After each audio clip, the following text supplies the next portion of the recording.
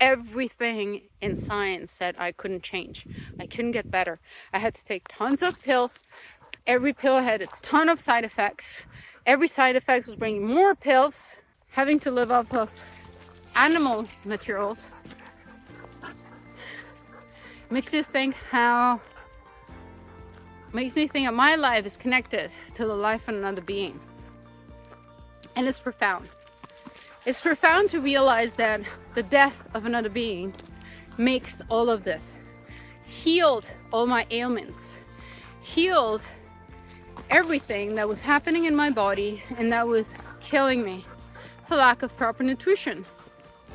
And I started eating other beings and I started healing. So the death of other beings has been my rebirth.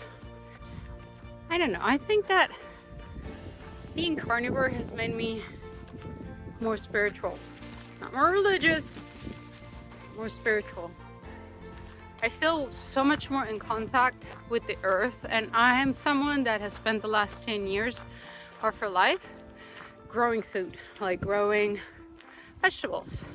No, I'm not this big doctor, famous person, influencer. I'm just a human being. And I think in here is what is important, a human experience, not coded in this is good, this is bad. I throw tons of science to you. I will sometimes because I am a scientist, so I will throw some science at you sometimes when it's important. But mostly I want you to see a human experience. Everything we do is non-sustainable. And I think that the best point of any human being would be to get in contact with the fact that whatever I do, or whatever you do, not only matters, but changes the world, even if it's just a little bit. Think about it. It's not about carnivore, it's not about vegan, it's not about any of it. It's about our heart and our own survival. We live in this world. We live in this magnificent, beautiful planet.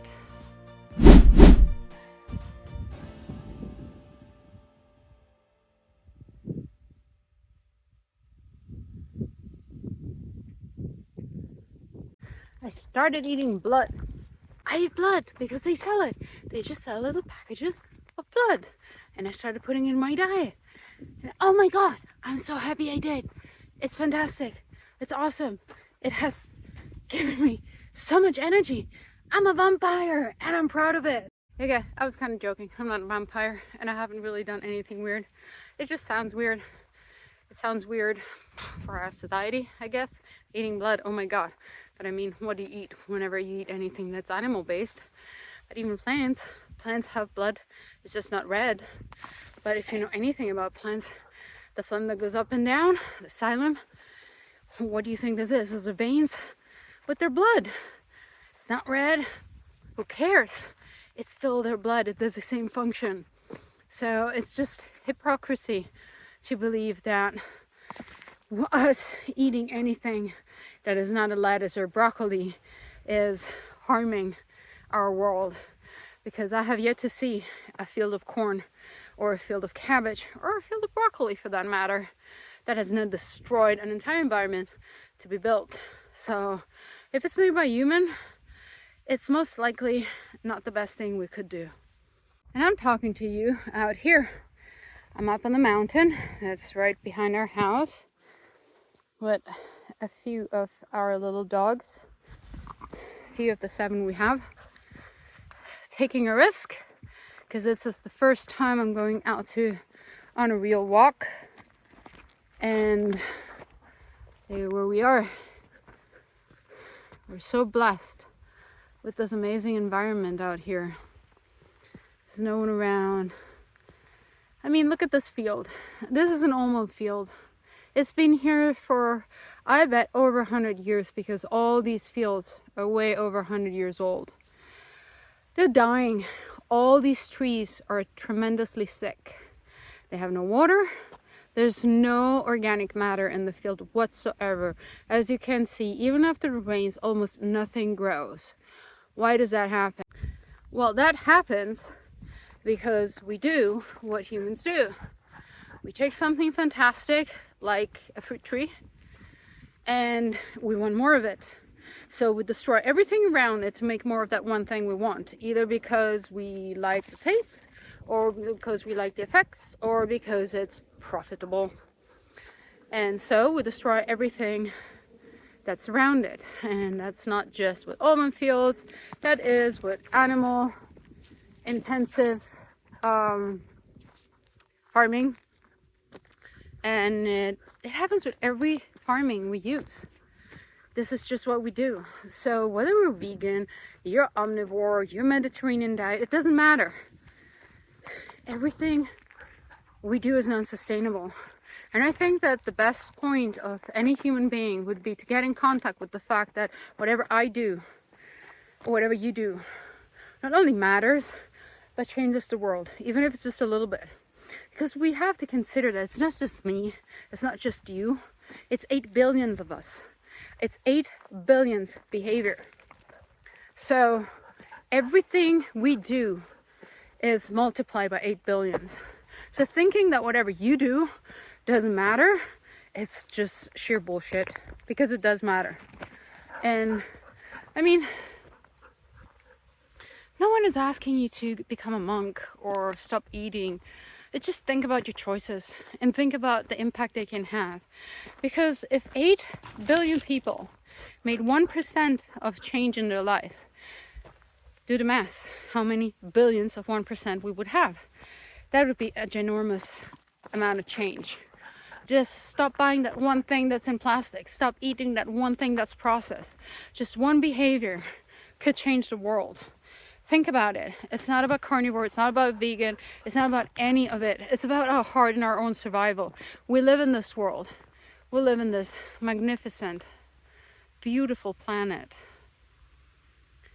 We've done enough damage, seriously. And I'm sure there is a way to get along and to sustain whatever we have right now. So why not be part of the people that sustain this environment? Not with hate, not with destroying who's not doing what you're doing, but just looking at inside of you. Do what you can do. Stop looking at what the other ones are doing. Because if we all do a tiny little amount, we can really make the hell of an impact. It's funny, I got so sidetracked. The reason why I started this video is to say I'm doing so good and I'm out on a walk. This is about a 3-mile walk, but it's up and down the mountain and it's up and down the path. It just came up from a little bit of a hill, and I'm doing it. I am feeling better. I'm at 6 months and maybe 2 weeks into carnivore diet, and I went from almost bedridden to going out on a mountain path, which might not be long, but hey, this is all of it is that much more than I was able to do from my couch and my bed before I started carnivore with fibromyalgia, IBS, metabolic syndrome, and a blood cancer. So I think I'm doing pretty good. And not saying this diet has to be for everyone, but I'm just saying that I didn't think I could be cured. I absolutely didn't think it could be cured because medicine was totally failing me. And I'm here. Look at that. I can do something that I never thought I would do again in my life. I had literally given up on being able to be alive and to enjoy my surrounding. Because this is where I live. I came to live here because I wanted to be in nature. And life was almost gone for me. And my life is back. So when I say we can do something to change, we can. Because everything in science said I couldn't change. I couldn't get better. I had to take tons of pills. Every pill had its ton of side effects. Every side effect was bringing more pills. And oh look, there's a fast train. Oh, too bad. It's going really slow. Usually it goes 300 miles an hour. Another thing that we put here in the middle of nowhere. But I have to say, it's really not disturbing me. It's really fast. It's all run on solar. And it brings a lot of people from many different places in Spain. So I can't say I'm completely against it. I'm actually quite happy it's here, and I enjoy seeing it. Sometimes it's really cool to see it pass, like 2 seconds and it's gone. It's like an airplane, but on little rails. Anyhow, that's it. That's what I wanted to say for today. Just a little update on my 6.5 months carnivore or something. I'll probably put the right numbers out a little bit later. And yes, it's true. I actually started drinking blood. I've only had it once so far because we just bought it, because we just realized, oh my God, they sell blood everywhere here in Spain. It's a little thing with pure blood in there. And geez, that is what our ancestors always did. They always collected the blood because it's so nutritious. It contains so many nutrients. There's not enough pills you can take in the world to get what you get with a few sips of blood. So I'm going to let you know how that goes, and if I actually feel even more improvement in time, because of course I can't say anything after once. I actually added to some broth I had that I used to make a sauce with some ground beef. It was absolutely delicious. I couldn't get over how good that was. So I'm definitely going to do it again. And I will try actually drinking it maybe in my coffee to see how that works out. Maybe worm and a worm thing. Let's see. I'll let you know, and talk to you soon. Look at them. They're having so much fun. And I'm having so much fun. We're out here. We're walking, we're climbing, although we're descending right now, but I had to go up to go down again. I mean, ask me how happy I am. I'm out walking in nature again after almost spending a year quite at the verge of bedridden, where I needed help to go from the couch to the bathroom. I mean, if this is not a miracle. If she catches it, yes. And this all happened because I started eating only meat. I took away all veggies, all grains, everything that is not animal based is out of my diet. I keep meat, I keep bones, marrow, eggs, some cheese, some cream, butter, and yeah, that's it. I took away all inflammatories, all irritants, all toxins, and I'm left with all the substances that we're actually made of.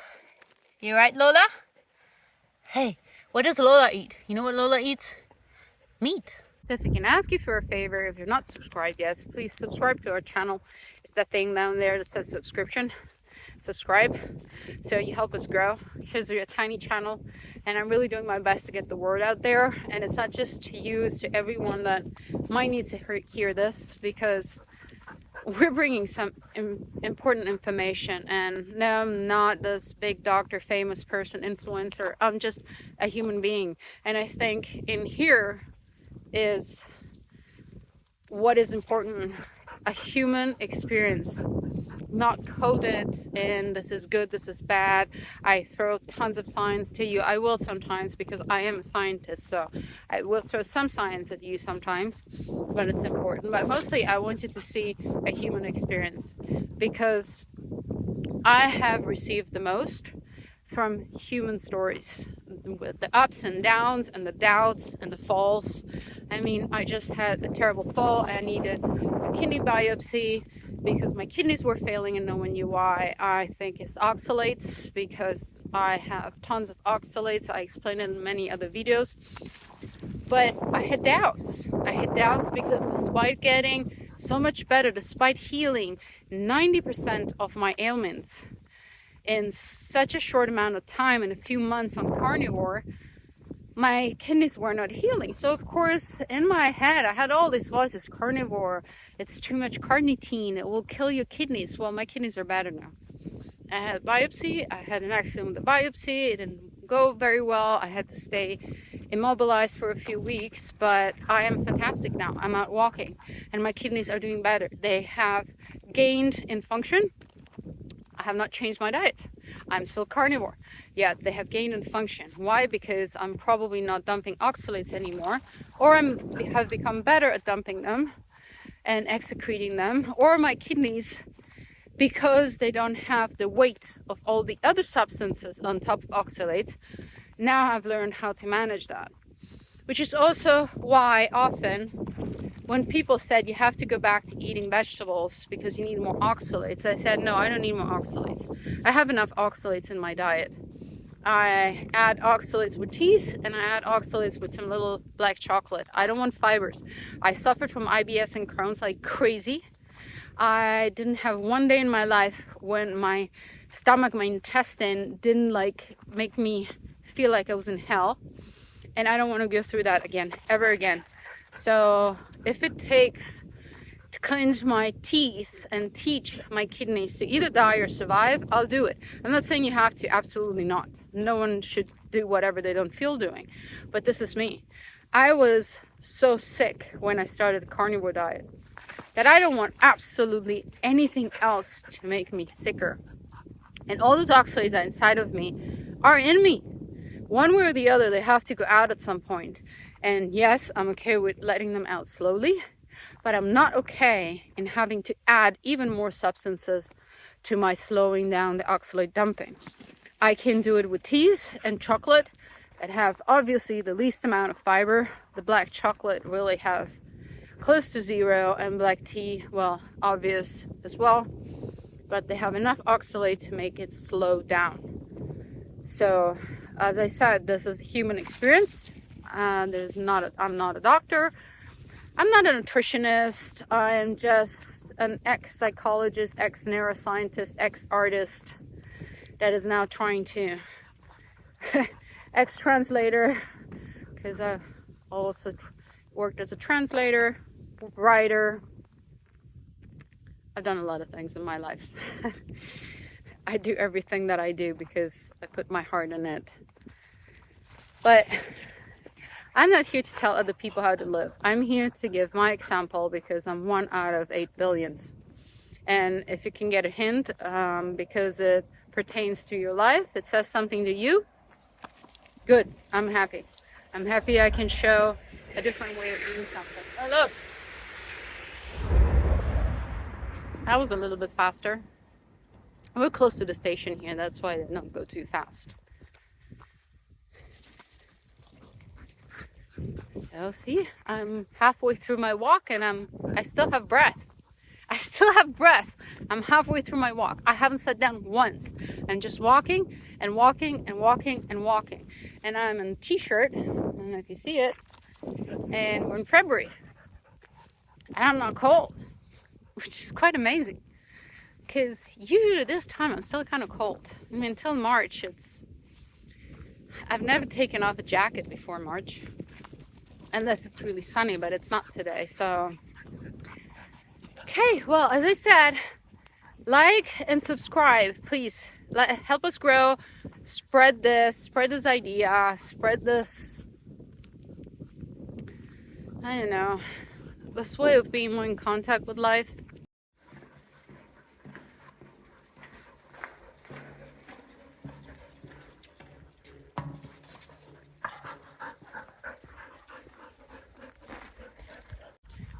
I don't know, I think that being carnivore has made me more spiritual.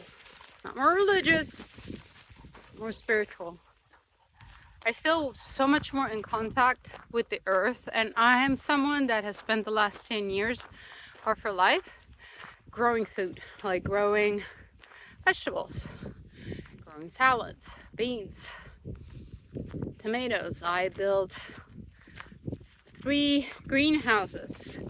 I managed to grow in the scorching heat of Arizona, in the cold and wind and ice storms of Oregon, and in a mix of both here in Spain. And despite some curves of learning, I've been pretty successful in most of those. All organic, all with homemade amendments from kitchen scrap, chicken scrap, goat scraps. We had goats, never ate them. just drunk the milk and had the goats as pets. But I've never felt so in contact with life as I have now. And thinking about it, I believe that one of the reasons is scarcity. I always thought if something happens, I have my garden, I can sustain myself. Now the only thing I know I can sustain myself with is water. We collect rainwater, and despite the 3-4 days of rain we get here in a year, I have five tanks of 1,000 liter full of rainwater. So we have water for a while. But if something were to happen, what about food? Having to live off of animal materials makes me think that my life is connected to the life of another being. And it's profound. It's profound to realize that the death of another being makes all of this. Healed all my ailments. Healed everything that was happening in my body and that was killing me for lack of proper nutrition. And I started eating other beings and I started healing. So the death of other beings has been my rebirth. And I'm sorry, broccoli's never done that. I keep saying broccoli, I don't know why, but I used to love broccoli. I thought I used to love broccoli, despite all the IBS that broccoli would give me. But it's when you think that, hey, what happens if I can't find meat in the store? Well, what do? Do I go hunting? I don't know. Will I go hunting? Will I find a way of hunting? There's tons of rabbits here, but I know that rabbits will not sustain me. They have no fat. So I would have to find another way of sustaining myself. How do I do it? How do I support my wife without meat? I don't know. How did humans do it before? I guess they evolved into finding out something, and no, the answer is not agriculture, because agriculture has been the downfall of humanity. You can trace it back. Our brain was growing until we started eating wheat. Then our brain not only stopped growing, but it actually started getting smaller again. I don't think that's a good thing. But anyhow, I think that's pretty spiritual, because it really puts you in contact with what gives you life on this planet. I'm not talking about any gods, any religion. I'm talking about just the being, the flesh being that is walking on this earth again, thanks to the death of other living being. So I'm pretty freaking grateful for that. And that is not mistreating animals. That is having the utmost respect and gratefulness for another's life.